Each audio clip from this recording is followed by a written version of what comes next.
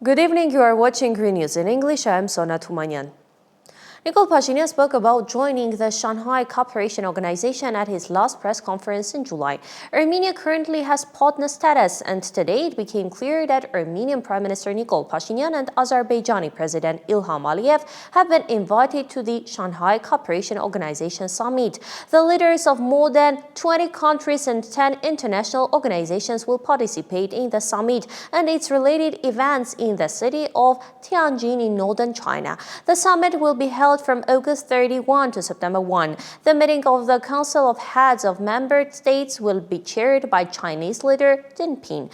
The Chinese Foreign Ministry has reported that President Xi Jinping will invite the summit participants to an official dinner and will also hold bilateral meetings with Iran.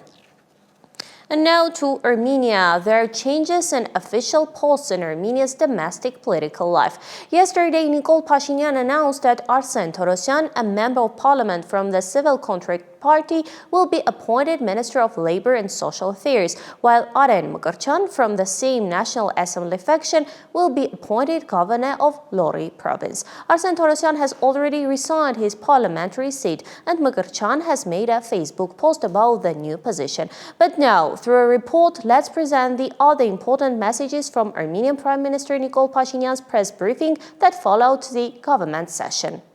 I want to congratulate you all. Nikol Pashinyan began the government session by congratulating his subordinates on the occasion of the established peace.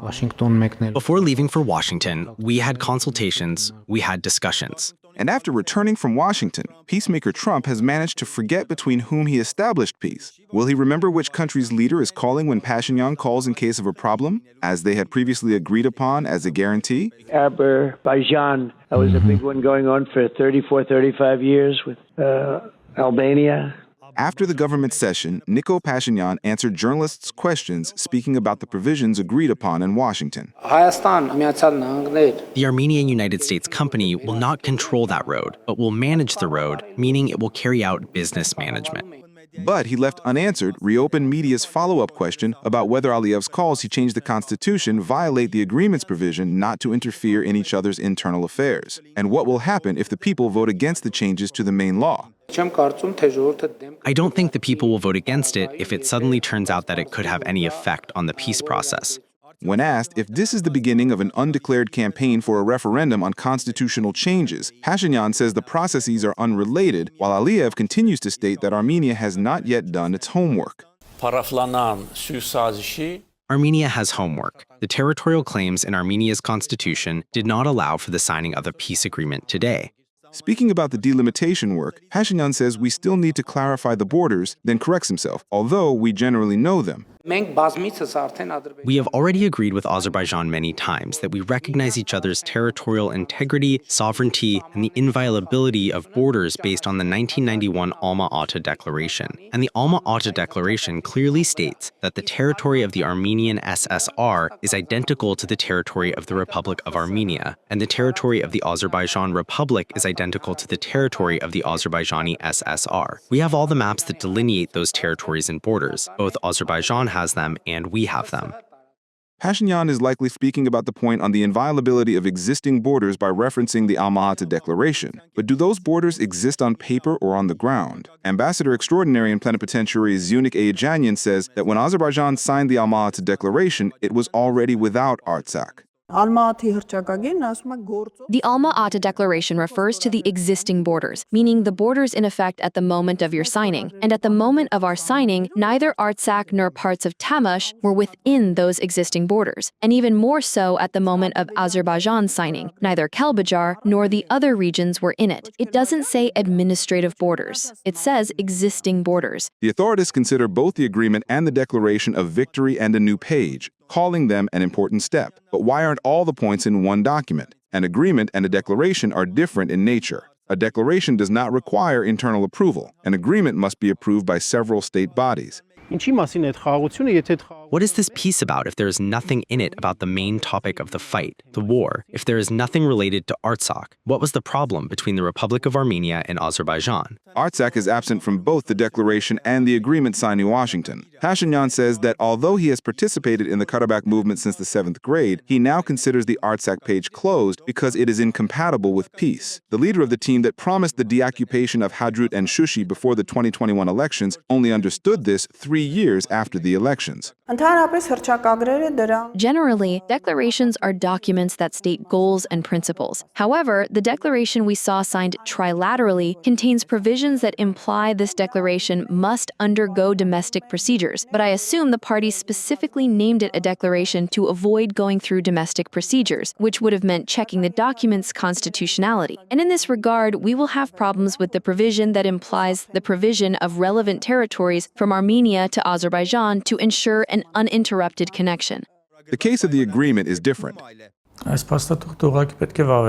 document simply needs to be ratified. The head of the country first has the right to sign a document as the head of the executive branch, but that does not yet mean that the entire nation is represented in that process. Therefore, the representative body is the National Assembly, and any international treaty, if signed, must then be ratified. Of course, there have been cases where a document was signed but never ratified, or cases where years pass between signing and ratification, 10, 15, even 20 years. This is the price of defeat that we are paying, which is why it is beneficial to Azerbaijan, says lawyer Ara Ghazarian. This agreement is not a guarantee, of course, that Azerbaijan will violate it or will fulfill the agreement, but it is at least a document that brings the state into a field of regulation. This is what the victory of peace looks like in Pashinyan's eyes, with details still undiscussed. And if the people don't like the government's strategy, they should have made a revolution, says the prime minister, considering himself a unique leader for having such an approach. Simon Hovhannisyan, Gevorksianosyan, and Ani Hovhannisyan, ReOpen Media. Let's continue with the official news. On August 22, the Secretary of the Security Council of Armenia, Armen Grigoryan, received the U.S. Ambassador Extraordinary and Plenipotentiary to the Republic of Armenia, Christina Quinn. The interlocutors exchanged views and with satisfaction highlighted the agreements reached in Washington in the process of normalizing relations between Armenia and Azerbaijan. Reference was also made to the unblocking of regional communication routes, in the framework of which the Secretary of the Security Council emphasized that the unblocking will take place with full respect for the principles of the country's territorial integrity, sovereignty, jurisdiction, and reciprocity. After Overchuk's visit, a dialogue with the Russian side is taking place at the level of the secretaries of the Security Councils. In a phone conversation with his Russian counterpart, Sergei Shoigu, Security Council Secretary Armen Grigoryan presented the agreements reached in Washington on August 8 regarding the normalization of Armenia-Azerbaijan relations. Grigoryan noted that peace has been established in the region, which is consistent with the interests of all countries and the region, particularly regarding the unblocking of communication routes and the resulting economic opportunities. Shoigu in turn presented the results of the Putin-Trump meeting in Alaska and future developments. The interlocutors also discussed issues related to the Armenia-Russia agenda. By the way, Armenia's foreign minister also had a phone conversation with his Cypriot counterpart Konstantinos Kombas, and they had a discussion about deepening the Armenia-European Union partnership, taking into account Cyprus's presidency of the Council of the European Union in the first half of next year. Mirzoyan and Kombas also touched upon the bilateral agenda. Yesterday, the president of Azerbaijan addressed the normalization of relations with Armenia, noting that the pre-signing of the peace treaty effectively puts an end to the conflict between Azerbaijan and Armenia. Ilham Aliyev stated that the process of normalizing relations between Armenia and Azerbaijan is, one could say, complete, and that the signed documents fully ensure Azerbaijan's interests. He boasted that Baku's position has always served as the basis for developing the provisions of the peace treaty. Azerbaijan President Ilham Aliyev, with his latest ghostful statements, continues to tout the word victory, this time from occupied Artsakh. In the Karvachar region, where a small number of Azerbaijanis have been relocated, he announced that the process of normalizing Armenian-Azerbaijani relations is almost complete, and the signed documents fully satisfy the interests of the Azerbaijani side. We have achieved everything we wanted. The hateful Minsk group is already living its last days. In reality, it has not carried out any activity, nor could it. However, it existed legally, and now its end is near. Aliyev's statement was a reaction to the events of the previous day, which was followed by new accusations aimed at Western countries. Today, Aliyev visited occupied Kovsakan, where OSCE Minsk group co-chairs became the target of his criticism. He also denounced other Western organizations and countries dealing with the region's problems, accusing them of providing free weapons to Armenia. The value of the weapons provided to the Armenian army from abroad, which we took as military trophies, is approximately $5 to $6 billion. Of course, Armenia did not have the money to buy that many weapons. All these weapons were given to them for free to continue the occupation. True to his style of blaming everyone and praising only himself, Aliyev declared that they themselves are the authors of the peace treaty with Armenia and that official Baku's position has always served as the basis for the development of the 17 points. The pre-signing of this document effectively puts an end to the Azerbaijani-Armenian conflict. These statements shed new light on the peace treaty pre-signed in Washington. Aliyev's statements about the end of the conflict suggest that he sees himself only in the role of the one who dictates terms. What will future developments look like, and will the parties be able to reach an agreement on the terms that Aliyev considers the only correct option? In reality, it is this very approach that could be the biggest threat to regional peace. Diana Karapetyan, ReOpen Media. But as it turns out, immediately after his enthusiastic statements, Aliyev made new announcements with a different vocabulary and other undertones. He stated that his country must be ready for war at any moment, as global events are developing in a way that makes it impossible to know what will happen tomorrow. According to him, after the second Nagorno-Karabakh war, Azerbaijan has increased the personnel of its special units by the thousands, acquired ultra-modern unmanned aerial vehicles, and also signed contracts to acquire the latest combat aircraft, while its existing fighter jets have been completely modernized. Experts have counted that when speaking about Armenia and Armenians, he used the word enemy 4 times. The day before, a delegation led by Brigadier General Caroline Williams, Deputy Commander of the Kansas National Guard and Commander of the Kansas Army National Guard, visited the Vazgen Sargsyan Military Academy of the Ministry of Defense. The American general and those accompanying him familiarized themselves with the academy's structure, educational programs, as well as modern approaches in the field of training. Yesterday, I briefly covered the conclusion of the Eagle Partner 2025 Armenian-American military exercise in Armenia. And today, Narina Ukasyan has addressed the history behind the exercises, a historical overview, and a summary in one report.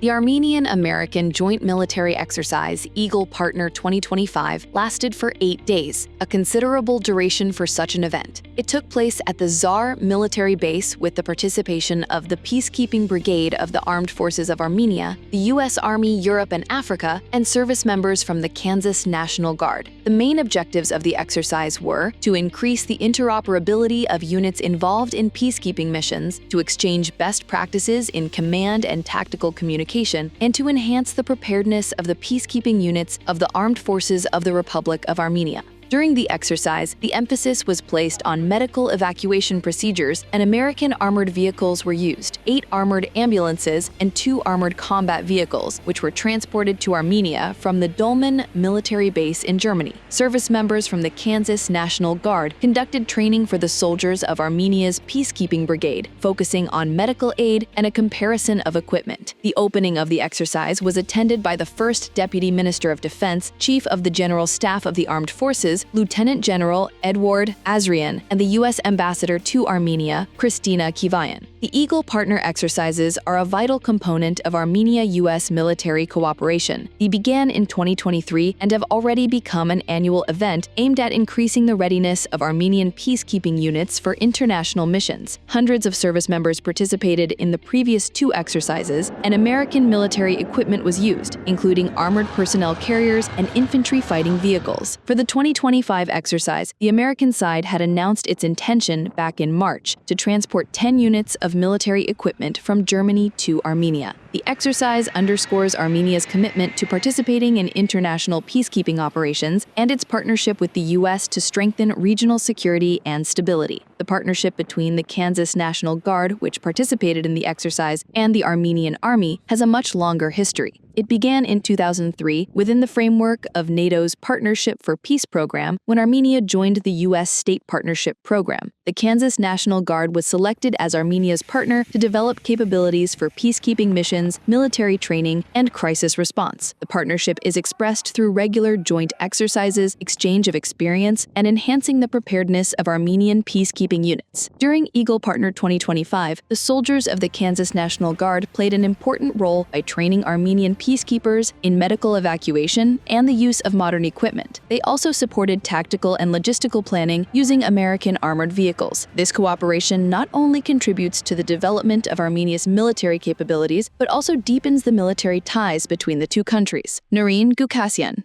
ReOpen Media. The United States may change its tactics if Russia does not agree to a ceasefire, and the 47th U.S. president will clarify his position on the peaceful settlement of Russian-Ukrainian relations within the next 2 weeks. American media outlets have noted that while just a few days ago Trump was insisting he would personally participate in a meeting between Putin and Zelensky, he is now saying that their face-to-face talks could be beneficial without his participation. Trump has emphasized that Ukraine cannot win the war on defense alone and must switch to an offensive strategy. The choice of a venue for a possible meeting between Zelensky and Putin is under discussion. Ukrainian President Volodymyr Zelensky is trying to hold direct negotiations with Russian President Vladimir Putin, but the Kremlin is rejecting it. Following pressure from Donald Trump, the possibility of a meeting is growing, but the venue remains uncertain. Due to the ICC arrest warrant against Putin, Switzerland and Austria have offered their territories for peace negotiations. Middle Eastern countries such as Saudi Arabia and Qatar are also being considered as mediators.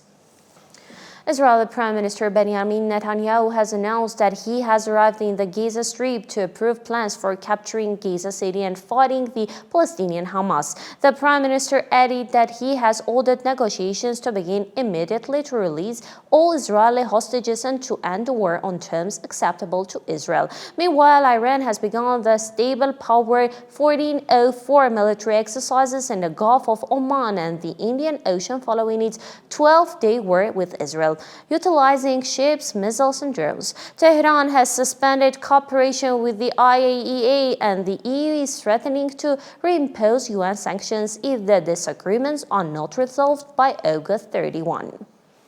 If you don't like to read, you haven't found the right book. The world of books knows no borders or maps. With every volume come new lives and new feelings. From Tumanyan to Fitzgerald, from Bukowski to Irving Shaw, from Hemingway to Saroyan. The Yerevan municipality announces that the 8th Yerevan International Book Festival will be held in the Republic Square from September 5th to 7th. You will be able to buy books at a 20% discount. From afternoon until 9 in the evening, a festival and celebration of books in the heart of Yerevan. And remember, there is no friend as loyal as a book. Not my words, just a bit of Hemingway. I'm Sona Tumanyan. Stay informed with ReNews. Good night.